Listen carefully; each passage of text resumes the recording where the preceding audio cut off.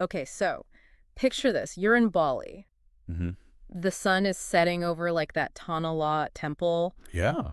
casting that golden light on the waves. Beautiful. You've just had an amazing meal of mee goreng, It sounds and amazing. you're just walking down this beach with sand that feels like powdered sugar. Paradise. Total paradise, right? Yeah. Well, today we're going to go a little bit beyond those picture-perfect postcard images. Okay. We're exploring this article from Investor that shows this kind of hidden crisis Oh, in this island paradise, right. plastic pollution. It really is, like you said, it's a stark contrast. Yeah. The article really dives into how Bali, which is known for its, you know, pristine beauty, Right. is dealing with this huge amount of plastic waste. And we're not just talking about, a couple water bottles here and there. This Yeah. article is really showing like beaches that are covered in plastic, Uh, rivers that are choked with garbage, Oh, gosh. and even places that used to be pristine, like natural areas. They talk about the mango forest being closed off because there's just so much plastic waste.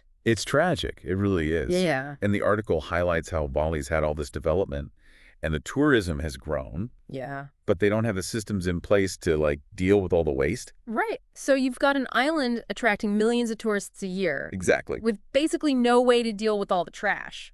It's pretty crazy when you think about it. So what are people doing? Are they just like letting it pile up? Well, the article talks about how local communities have had to step up because there's no real official waste management or recycling programs. Wow. It's forcing people to take care of it themselves. There's this French brother and sister duo, Oh, yeah? Gary and Kelly. Mm-hmm. They've lived in Bali for over 20 years, Wow. and they started this NGO called Sunai Watch, I've heard of them. and they're literally on the front lines of trying to stop the plastic from getting to the ocean. That's amazing. So what are they doing? They've got this really cool approach. They've installed these floating barriers in rivers, Oh, wow. and they're placed in these spots to catch all the plastic that's flowing from Denpasar. From the capital city. Yeah, into the ocean. So they're like literally catching it before it gets out there. Exactly. So, I mean, what kind of stuff are we talking? What are they catching? You name it. Okay. Water bottles, food wrappers, Yeah. polystyrene, tons of it every day. It's amazing they're doing this. Yeah. But it seems like kind of a Band-Aid solution. Right. Like what's happening in the rest of Indonesia. Yeah, good point. Is this just a Bali problem? Well, the article kind of zooms out and gives us the bigger picture, Okay. and it's pretty big. Indonesia is actually the second largest contributor to ocean plastic in the whole world. Really? Yeah. Wow. Over 3 million tons of plastic waste every year. 3 million tons. So Bali is just the tip of the iceberg. Exactly. Oh, wow. And then it takes us to Java, Okay. Indonesia's most populated island. And there, the plastic problem's a whole other thing. Oh, so what's happening in Java? Okay, so get this. They're burning plastic as fuel. Really? Burning plastic? I know, it's hard to believe. Why would they do that? The article says it's because of poverty and lack of access to other energy sources. Okay. So it's cheap, it's available, but the consequences are awful. Yeah, the environmental and health impacts of something like that, that's scary. Yeah, and the article talks about this biologist named Daru. Okay. She's been studying the effects of this plastic pollution, Yeah.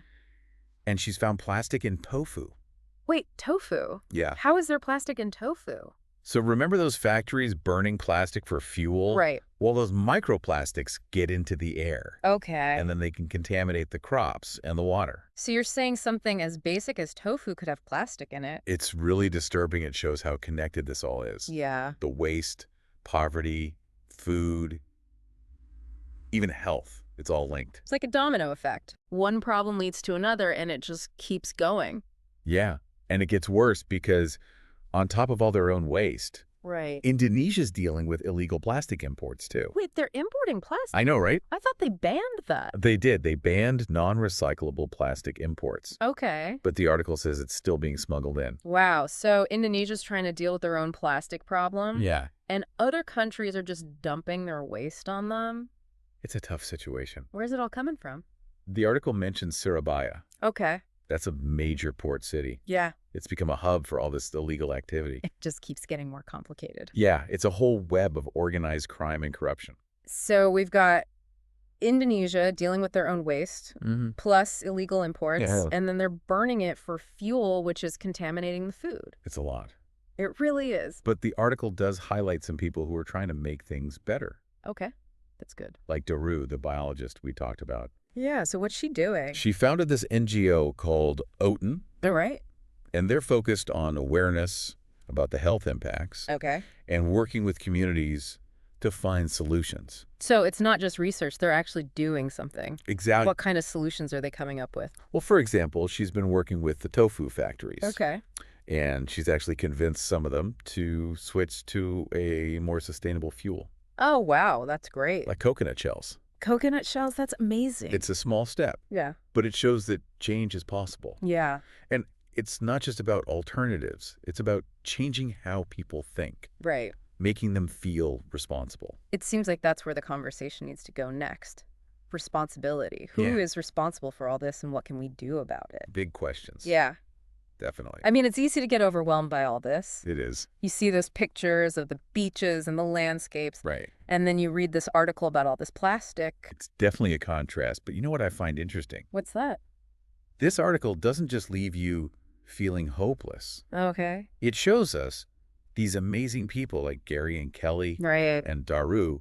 They're really working to make a change. They're not just complaining, they're actually doing something. Yeah, they're inspiring. It's really inspiring. It shows you that even in a crisis, individuals can make a difference. Right. They're not waiting around, they're taking action. Yeah.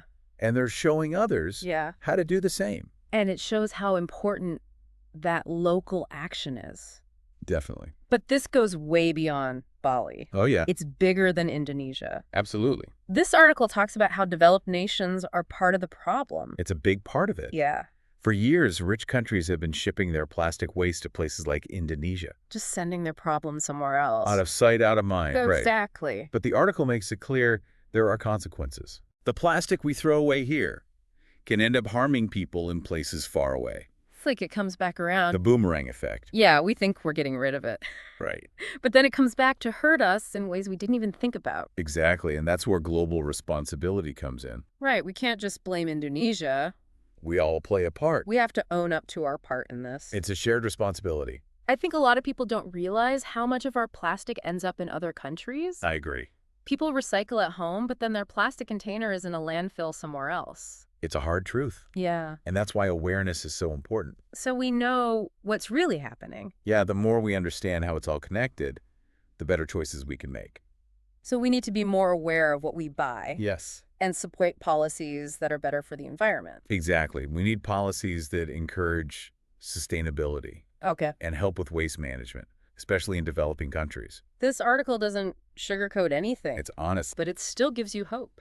Yeah, it does. Absolutely. It shows us the power of individuals. Right. And how innovation and working together can create a better future. It's not all bad news. Definitely not. The fact that people like Gary, Kelly, and Daru are out there fighting every day. It's amazing. It's amazing. It shows you what people can do. Their dedication is contagious. It makes you want to do something too. It does. It inspires us to be better consumers, to fight for change. And to protect the planet. Exactly. This deep dive has really made me think. Me too. Those pictures of Bali are beautiful. They are. But the reality of the plastic is tough to see. Yeah, it shows us that paradise is fragile. It's a reminder that our choices matter. Yeah. And that we all need to protect this planet. Yeah. It really is a problem that needs everyone to work together. It does. We can't expect Bali to clean up everything while everyone else keeps using plastic. Exactly. We got to look at both sides. Yeah. Why we use so much and what we do with it. Right. So we need to use less single-use plastic. Yes. Find ways to make better stuff and make it easier to recycle. Definitely. And it's not just on us either. Right. Like you were saying before, governments and corporations got to step up too. Exactly. We need stricter rules on making plastic in the first place. Okay. Bans on things we don't really need, like those single-use plastics. Yeah. And invest in ways to deal with the waste, especially in developing countries. It's like this article shows. It's not just the environment. It's the economy. Yeah. It's social justice. It's everyone's health. It's all connected. It's a lot. It is, but that's why it's so important to fix it. Right, because if we can solve this, Yeah. we're making the whole world better. For everyone, exactly. It's easy to feel overwhelmed by how big it all is. It is. But then you see people like Gary, Kelly, and Daru, and they just won't give up. It's really inspiring. They give you hope. It really does. They show that you can change things, even when it seems impossible. So as we finish up this deep dive on Bali's plastic problem, Yeah. what are the main things you hope people take away from this? Well, I think the big one is Yeah. we all have a part to play in solving this. I can't just sit back. Whether it's using less plastic ourselves, Right. supporting the people who are out there fighting this, Yeah. or trying to change the rules, every little thing helps. And we can start here at home. Exactly. Supporting businesses that are trying to be better, Mm-hmm. cleaning up our beaches. Yes. Even just talking to our friends and family about it.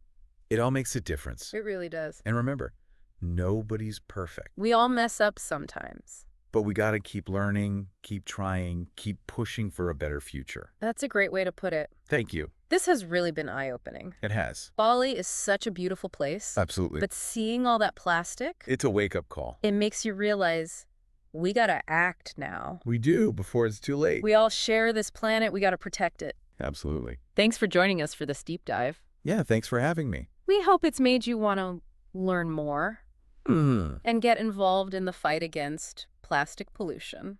It's a fight worth fighting. It really is.